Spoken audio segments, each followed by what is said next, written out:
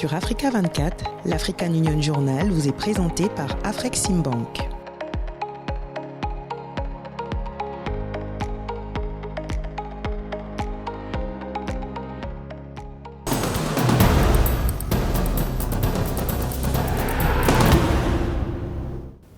Bienvenue à tous dans votre programme hebdomadaire consacré à l'actualité de l'Union africaine.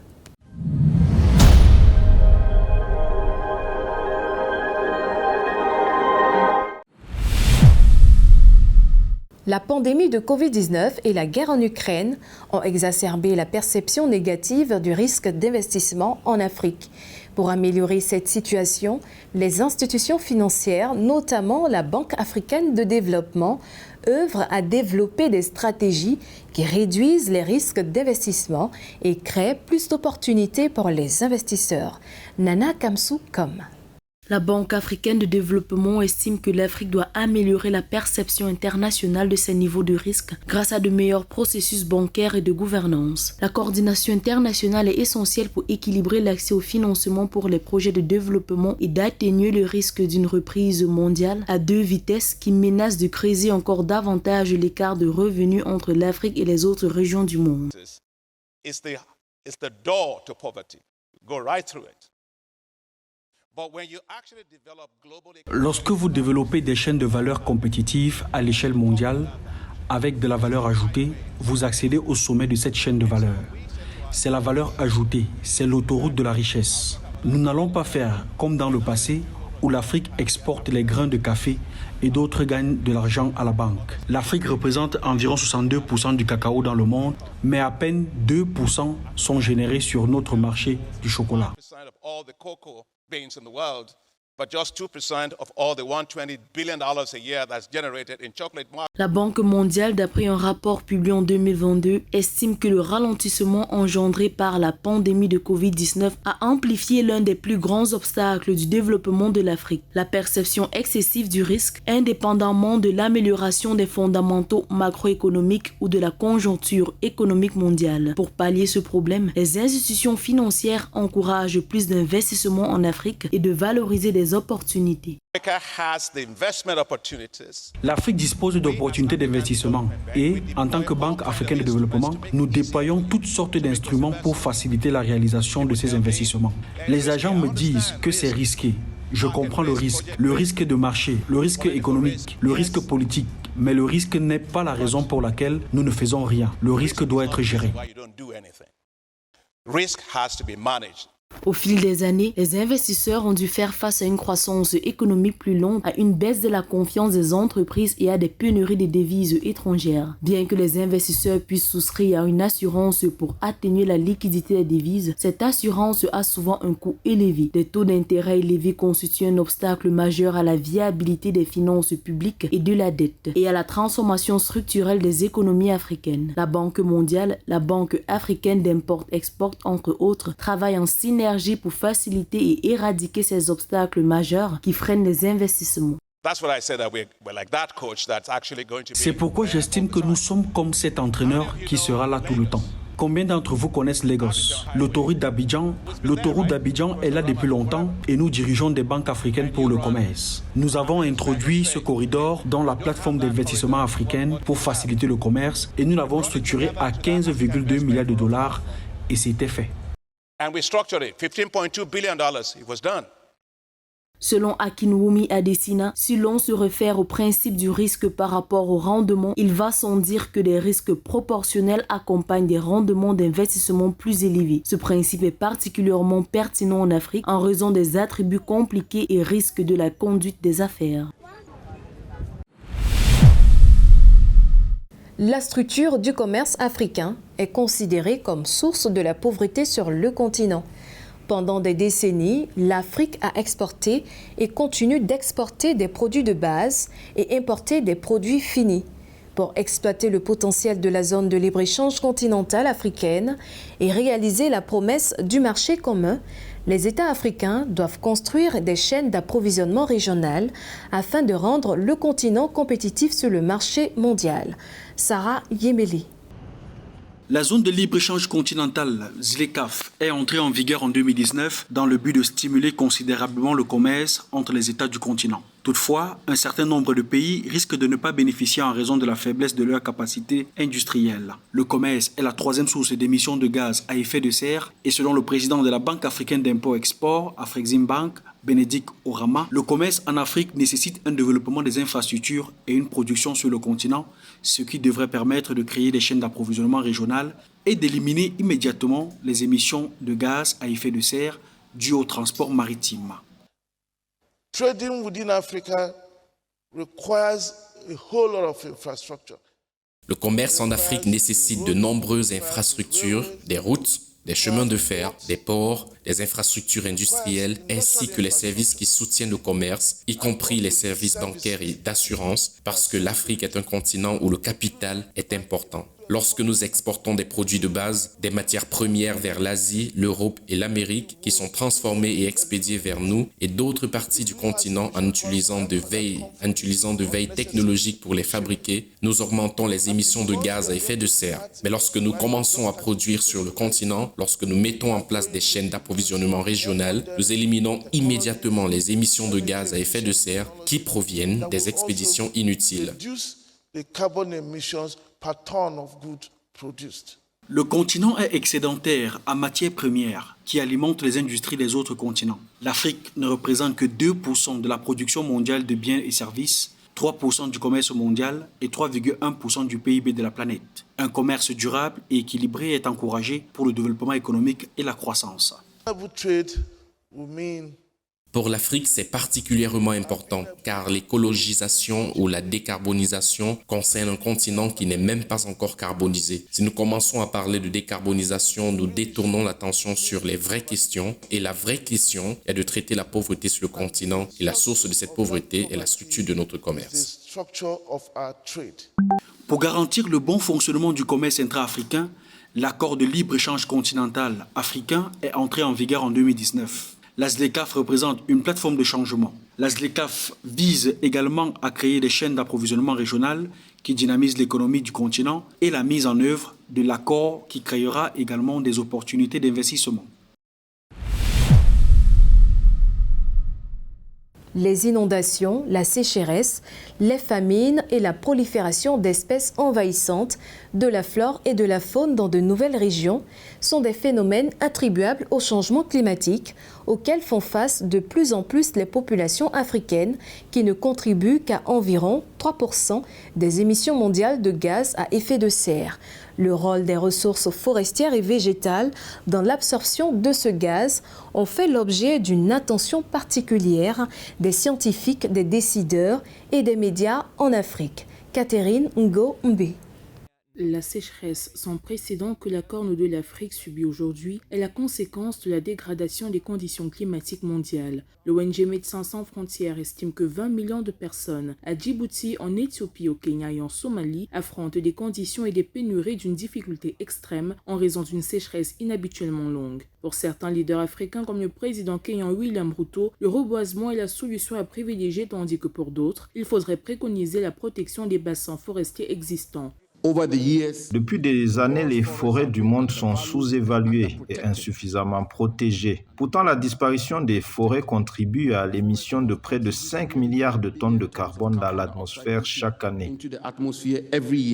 Selon World Wide Fund for Nature, les forêts du bassin du Congo représentent le deuxième massif forestier tropical du monde après le bassin amazonien. Ces forêts denses et humides couvrent environ 200 millions d'hectares. Cette région compense partiellement les émissions de gaz à effet de serre du reste du continent avec un bilan net de 171 000 tonnes de carbone stocké par an depuis 2014. Nous avons récemment été avertis que nous nous approchons progressivement de l'ébullition mondiale. En effet, le seuil de 1,5 degré fixé pour limiter les effets du changement climatique ne peut être atteint sans la nature. Il est indéniable que les forêts ont la capacité de produire le tiers de la solution climatique mondiale nécessaire d'ici à 2030. Malheureusement, la déforestation causée par l'augmentation de la demande en bois de chauffage et en charbon de bois et la multiplication des plantations de palmiers à huile et autres exploitations agricoles commerciales constituent une menace croissante pour les forêts et rivières de la région. Des actions telles que la protection des écosystèmes naturels contre la perte et la dégradation, la restauration des écosystèmes dégradés et la gestion durable des terres cultivées peuvent contribuer efficacement à atténuer le changement climatique. Encore appelée puits de carbone, la réserve forestière du bassin du Congo pourrait limiter le réchauffement climatique à 1,5 degré par rapport à l'ère pré-industrielle, comme le recommandait l'accord de Paris de 2015. Rétablir des forêts dans ces espaces permettrait de capter 205 milliards de tonnes de carbone, une quantité non négligeable quand on sait qu'aujourd'hui, l'atmosphère contient autour de 300 milliards de tonnes de carbone émises par l'homme. Au menu de l'actualité des régions cette semaine, en Afrique australe et orientale, le marché commun de l'Afrique orientale et australe a célébré le 8 décembre 2023 l'an 29 de sa création en 1994 pour succéder à la zone d'échange préférentiel. En Afrique de l'Est, focus sur le 41e sommet extraordinaire de l'IGAD qui débouche sur des résolutions en faveur du cessez-le-feu au Soudan. La CEDEAO lance une procédure de numérisation de son secteur touristique.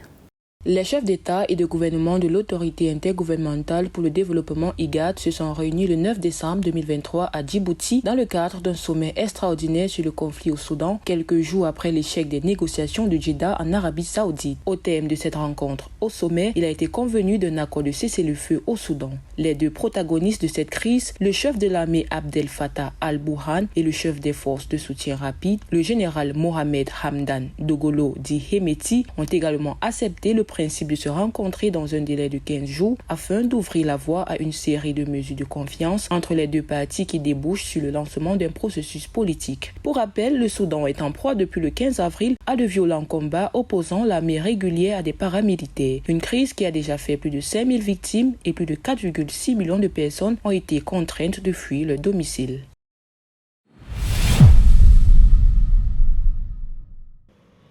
Le 8 décembre 2023, le marché commun de l'Afrique orientale et australe, COMESA, a célébré son 29e anniversaire. L'histoire du COMESA débute en décembre 1994 lorsqu'il a été créé pour remplacer la zone d'échange préférentielle qui existait depuis le début de 1981. Le COMESA a pour principal objectif de construire une unité économique et commerciale capable de surmonter certains des obstacles auxquels sont confrontés les États individuels. Avec ses 21 États membres, sa population de plus de 640 millions d'habitants, son produit intérieur brut de 1000 milliards de dollars et ses échanges mondiaux d'exportation et d'importation de marchandises d'une valeur de 383 milliards de dollars, le COMESA constitue actuellement un marché majeur pour le commerce intérieur et extérieur. Géographiquement, le COMESA couvre près des 2/3 du continent africain avec une superficie de 12 millions de kilomètres carrés.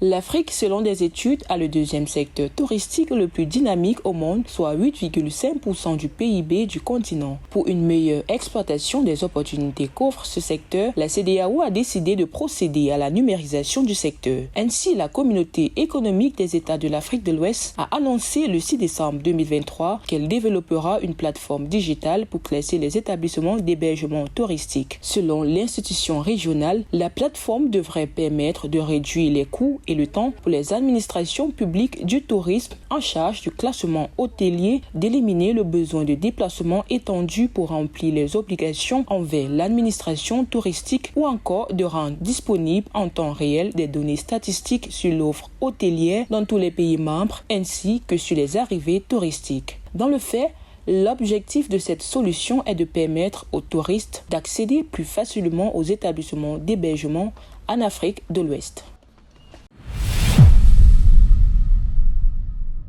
Alors que les ressources naturelles africaines tendent à diminuer en raison de diverses exploitations non contrôlées, le Bureau du Programme des Nations Unies pour l'environnement exhorte les pays africains à adopter la coopération et l'exploitation de leurs vastes ressources naturelles pour financer les objectifs de développement durable. Marie-Raphaëla Ntolo. afin que l'Afrique puisse tirer parti des avantages économiques et sociaux allant de pair avec sa richesse naturelle. Le Bureau pour l'Afrique du Programme des Nations Unies pour l'environnement propose au gouvernement africain de définir leur croissance économique sur l'économie verte. Ceci en vue de créer des chaînes d'approvisionnement fondées sur l'économie verte. Selon Rose Mwebaza, directrice pour l'Afrique du Programme des Nations Unies pour le développement économique, ce choix permettra non seulement au continent de créer de multiples emplois adaptés à la main-d'œuvre locale disponible, mais aussi de conserver l'écosystème.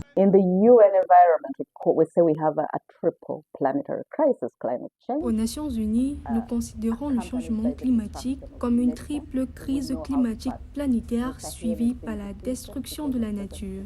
Nous savons à quel degré le Sahel a été affecté en raison de la désertification et aussi en raison de la pollution. Nous avons des plastiques partout et cela tue notre environnement, nos terres arides, nos cours d'eau et cela crée des microbes. Nous subissons une triple crise planétaire.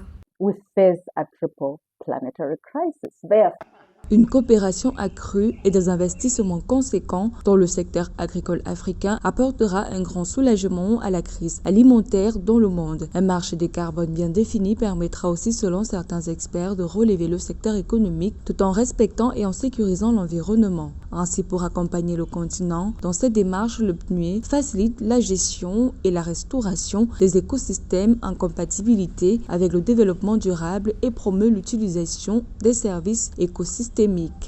We have been promoting the idea that sustainable development is a partnership.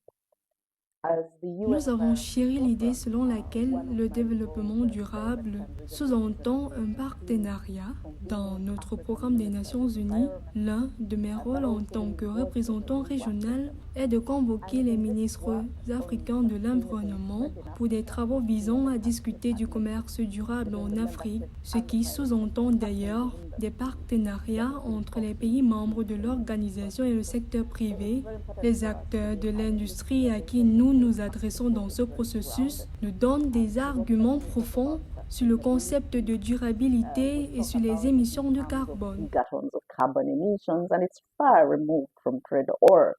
D'après les Nations Unies, le capital naturel africain représente entre 30 et 50% de la richesse nationale de la plupart des pays africains. C'est le moyen de subsistance de plus de 70% des personnes vivant en Afrique subsaharienne. L'Afrique perd, selon des estimations, 195 milliards de dollars par an dans son capital naturel en raison du flux financier illicite, de l'exploitation minière illégale, de l'exploitation forestière illégale, du commerce illégal d'espèces sauvages, de la pêche non réglementée et de la dégradation et la destruction de l'environnement. Comme je l'ai dit, dans le marché de carbone, en apportant la bonne ressource pour soutenir le développement africain, l'Afrique sera bien, mais aussi en regardant les innovations et la technologie, l'Afrique sera mieux en même de tirer davantage de cette transition et surtout en regardant la force que l'intelligence artificielle possède.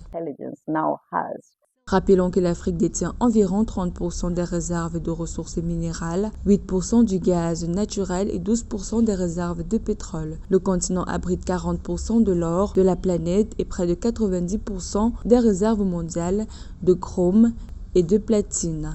Les plus grandes réserves de cobalt, de diamants, de platine et d'uranium du globe se trouvent en Afrique. Le continent concentre d'ailleurs 65% de ses terres arables et 10% des sources continentales d'eau douce renouvelables à l'échelle mondiale.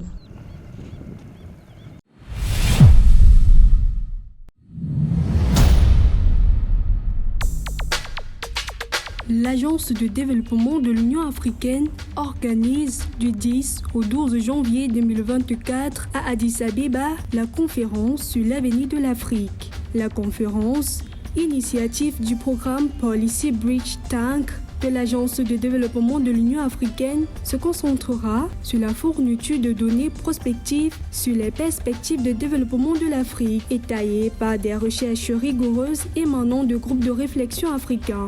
La conférence s'appuiera sur la contribution des groupes de réflexion, centres de recherche africains, de la Commission de l'Union africaine, des 8 communautés économiques régionales d'Afrique, des États membres, de la communauté diplomatique et des organisations internationales présentes à Addis Abeba. Le 3e sommet du Sud se tiendra du 20 au 23 janvier 2024 à Kampala en Ouganda. Sur le thème « Ne laissez personne de côté ». Le sommet vise à impulser la coopération entre les 134 États membres du groupe des 77 après le 2e sommet du Sud qui s'est tenu à Doha au Qatar du 14 au 16 juin 2005 et le 1er sommet du Sud qui a eu lieu à La Havane à Cuba en 2000. Le 3e sommet se tient en Afrique suivant le principe de rotation géographique du G77. À Kampala, les participants examineront la coopération Sud-Sud dans les domaines du commerce, de l'investissement, du développement durable, du changement climatique, de l'éradication de la pauvreté et de l'économie numérique, entre autres. Rome, capitale de l'Italie, accueille du 28 au 29 janvier 2024 la première conférence Italie-Afrique. La réunion examinera le plan de coopération énergétique que l'Italie souhaite proposer aux pays africains. Selon le Premier ministre Giorgia Meloni, ce plan, connu sous le nom Plan Mattei, est nommé d'après le fondateur du groupe énergétique italien Eni, Enrico Mattei, devrait jeter les bases d'une coopération globale entre l'Italie et l'Afrique. Un vaste programme d'investissement et de partenariat sera présenté à l'occasion du sommet.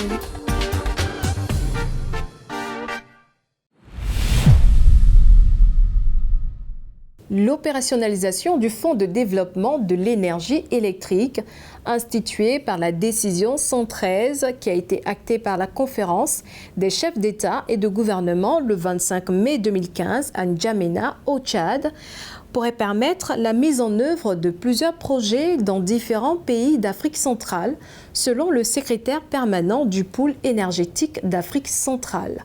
Deva Panzou nous dresse le portrait de la semaine.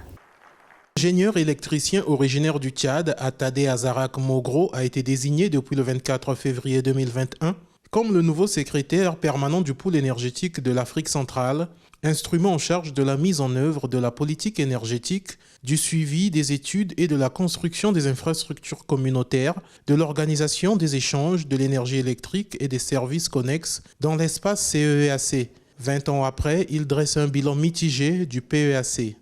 2003-2023, effectivement, il y a 20 ans que le pôle énergétique de l'Afrique centrale a été créé. Le bilan, globalement, je dirais, est mitigé tout simplement par le fait que le pôle énergétique de l'Afrique centrale, en l'occurrence le secrétariat permanent, n'a pas eu suffisamment de moyens pour mener à bonne échéance la mission qui lui a été confiée par les États de la communauté économique des États de l'Afrique centrale. L'ancien directeur technique à la Société tchadienne d'eau et d'électricité recommande aux États ainsi qu'aux sociétés d'électricité de soutenir le pôle énergétique d'Afrique centrale dans sa mission. La sous-région, avec le potentiel énergétique dont elle regorge, peut devenir la locomotive du continent dans ce domaine si elle s'implique pleinement dans le développement du secteur de l'électricité, selon l'ingénieur tchadien. L'Afrique centrale regorge d'importants potentiels. Il y a l'hydroélectricité, il y a le solaire, il y a l'éolienne. Donc je crois qu'à mon humble avis, si l'Afrique centrale se mettait vraiment à développer le secteur de l'énergie électrique, elle sera la locomotive de l'Afrique dans ce domaine-là.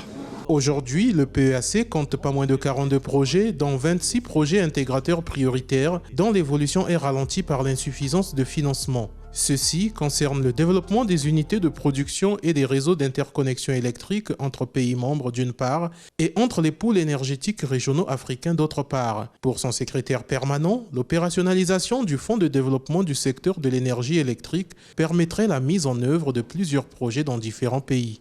C'est l'opérationnalisation de la décision 113 qui a été actée par la conférence de chefs d'État et de gouvernement le 25 mai 2015 à N'Djamena au Tchad. Cette décision met en place un fonds de développement du secteur de l'énergie électrique. Et si ce fonds est mis en place, il permettra effectivement de mettre en œuvre beaucoup de projets dans différents pays. L'ingénieur électricien tchadien Adare Azarak Mogro est diplômé d'études supérieures spécialisées en gestion des entreprises du secteur de l'énergie de l'École des hautes études commerciales de Montréal au Canada. Avec pas moins de 30 ans d'expérience dans le secteur de l'énergie, c'est en juillet 2012 qu'il a été recruté en qualité d'assistant technique principal au pôle énergétique de l'Afrique centrale.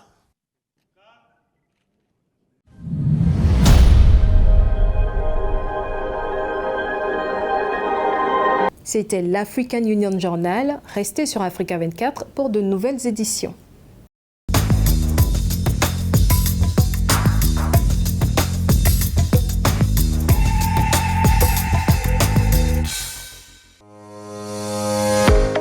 Sur Africa 24, l'African Union Journal vous est présenté par Afrex